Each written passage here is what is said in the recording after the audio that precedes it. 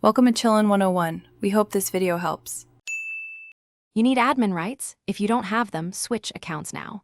Open Start, type Services, and press Enter to launch Services. MSC. Once the Services window appears, scroll to Windows Update and click it. You're starting here because disabling the service is the most reliable immediate step. Make sure to note its current startup type so you can revert later if needed. Close other apps that might trigger updates while you proceed to change the service settings. Double-click the Windows Update entry and change the startup type to disabled. This prevents the service from starting at boot.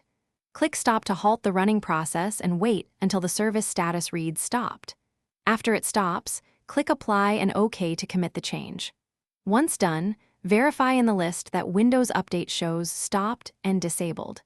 Make sure to leave services open for the next step, since other update-related services. Next, disable Update Orchestrator and Background Intelligent Transfer Service the same way to prevent automatic triggers. If you need a more permanent solution, use Group Policy Editor to configure automatic updates to disabled or apply the equivalent registry change. Do this only if comfortable editing registry.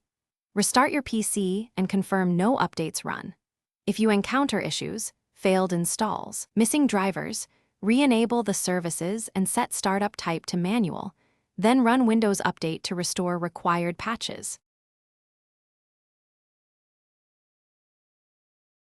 Thanks for watching. Consider subscribing if we helped you.